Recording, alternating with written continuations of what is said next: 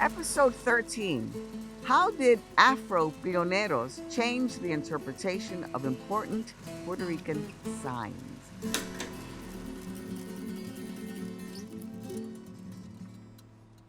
As early as the 19th century, diasporic Afro-Pioneros have reinterpreted and redefined what it means to be Puerto Rican.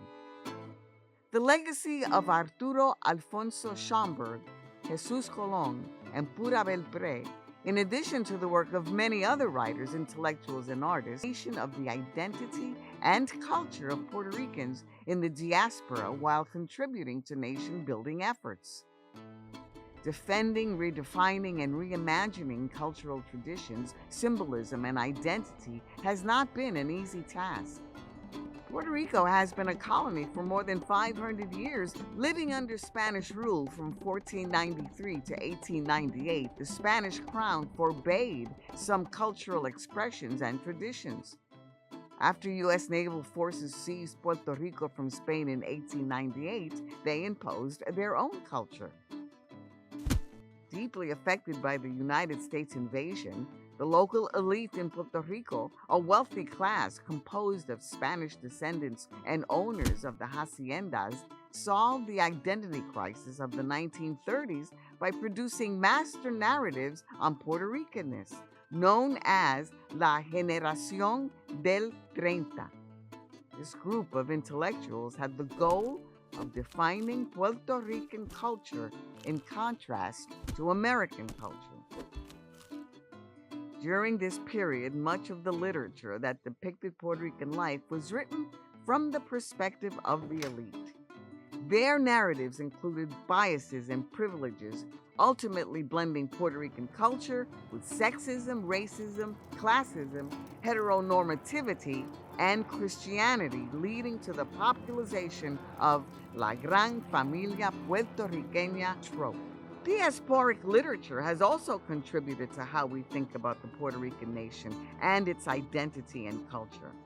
In contrast, unlike the writers of the 1930s, who were the descendants of Puerto Rico's privileged class, the people who had migrated to the United States were pushed outside their homeland because of the racism, elitism, and sexism they faced both in the hands of the United States Empire and the local elite.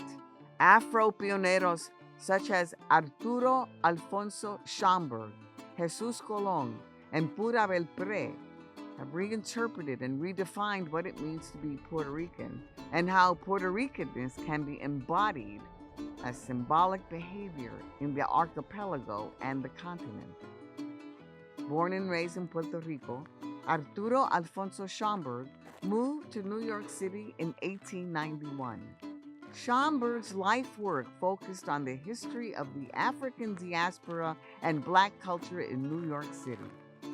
His conceptualization of Afro-diaspora cultures and identities showcased that Blackness and Latinidad are not mutually exclusive.